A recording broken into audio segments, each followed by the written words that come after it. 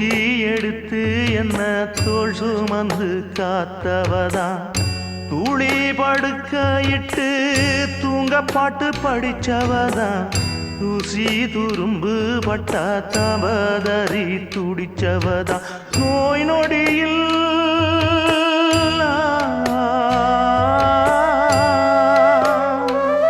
நான் நோய் நொடியில் விழுந்தா அவ பாய் படுக்க இழந்தா தன் வாய் வைத்த மறந்து என்ன கோயில் கோலம் சுமந்தா